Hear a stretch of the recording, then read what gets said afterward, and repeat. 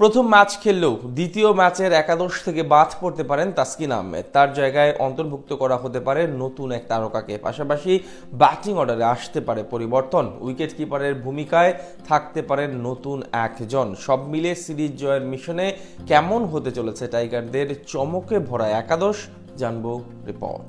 সর্বশেষ ৩ সিরিজ ধরে জয়হীন বাংলাদেশ। বছরের শুরুর ভাগে স্বাগতিক ক্যারিবীয়দের বিপক্ষে পরাজয়, এরপর মাঝে শ্রীলঙ্কা ও আফগানিস্তানের বিপক্ষে লজ্জাজনক সিরিজ পরাজয়। এমন পরিণতিতে সামনের ওয়ানডে বিশ্বকাপে সরাসরি খেলতে পারবে কিনা তা নিয়েও আছে যথেষ্ট সন্দেহ।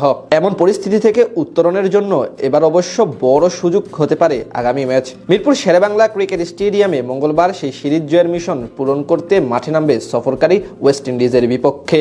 যে ম্যাচ নিয়ে এখন ভীষণ serious head coach Phil Simmons. নিজ দেশকে হারাতে এবার মহা পরিকল্পনা সাজাচ্ছেন তিনি। সেখানে একাদশে আনতে পারেন একাধিক পরিবর্তন। প্রথম ম্যাচে ব্যাটারদের কাছ থেকে এসেছিল অতিরিক্ত ডট বল, যেটি বাড়িয়েছে সমালোচনা করার সুযোগ। তবে বরাবরের মতো এই ম্যাচেও বোলাররা নিজেদের কাজটুকু শতভাগ করে দিয়েছিলেন। তবুও সিরিজের দ্বিতীয় ম্যাচে অর্থাৎ সিরিজ জয়ের লড়াইয়ে আসতে পারে পরিবর্তন। বাদ পড়তে পারেন ফাস্ট বোলার তাসকিন আহমেদ। মিরপুরের সবুজ গ্রাউন্ডে গেল শনিবার খেলা হয়েছিল কালো রঙের অদ্ভুতরে উইকেটে, যেখানে ছড়ি গুড়িয়েছেন স্পিনাররা। সেই কথা মাথায় রেখেই স্কোয়াডে হুট করে পরিবর্তন এনেছেন টিম ম্যানেজমেন্ট। মাঝপথে যুক্ত করা হয়েছে বাহাতি স্পিনার নাসুম আহমেদকে। বলা চলে ঘরের মাঠে এখন 17 জন নিয়ে স্কোয়াড সাজিয়েছে বাংলাদেশ। সেখান থেকে আগামী ম্যাচে একাদশ জায়গা করে নিতে পারেন সিলেটের সন্তান নাসুম আহমেদ। খেলতে পারেন নিজের 19তম ম্যাচ। এই ম্যাচে ওপেনিং পজিশনে সাইফের সঙ্গে আরও একবার সুযোগ পেতে পারেন সৌম্য সরকার। যদিও প্রথম ম্যাচে দুজনই ছিলেন পুরোপুরি ব্যর্থ। তিনি যথারীতি থাকবেন বাহাতি নাজমুল হোসেন শান্ত।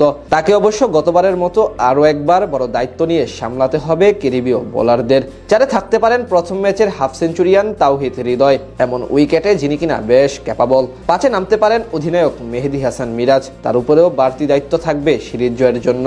6 সম্ভাবনা আছে গত ম্যাচে অভিষেক হওয়া মাহিদুল ইসলাম অঙ্কনের, কারণ সেই ম্যাচে দ্বিতীয় সর্বোচ্চ রানের ইনিংস এসেছিল তার ব্যাট থেকে। তবে টানা সুযোগ পেয়ে নষ্ট করার পর এই ম্যাচে বাদ পড়তে পারেন নুরুল হাসান সোহান।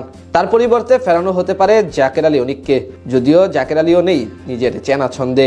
স্পিন ডিপার্টমেন্টে অধিনায়ক মেহেদী হাসান মিরাজের সঙ্গে যথারীতি থাকতে পারেন শেষ ম্যাচে 6 উইকেট নেওয়া লেগ স্পিনার রিশাদ হোসেন ও বাহাতি তানভীর ইসলাম। এই 3 জনের সঙ্গে যুক্ত হতে পারেন নাসুম আহমেদ, কারণ মিরপুরের পিচে দ্বিতীয় ম্যাচেও থাকবে পুরোপুরি স্পুন বান্ধব। সেক্ষেত্রে বাদ যেতে পারেন তাসকিন আহমেদ, তবে বহাল থাকতে পারেন কাটার মাস্টার মুস্তাফিজুর রহমান। শেষ ম্যাচে 2 উইকেট নেওয়াই বোলার অবশ্য থাকবেন সকলের নজরে, কারণ সিরিজ জিততে হলে বল হাতে তাকেই রাখতে হবে মুখ্য ভূমিকা। মিরপুর শেরেবাংলা ক্রিকেট স্টেডিয়ামে মঙ্গলবার সেই সিরিজ জয়ের মিশন পূরণ করতে মাঠে নামবে সফরকারী ওয়েস্ট ইন্ডিজের বিপক্ষে।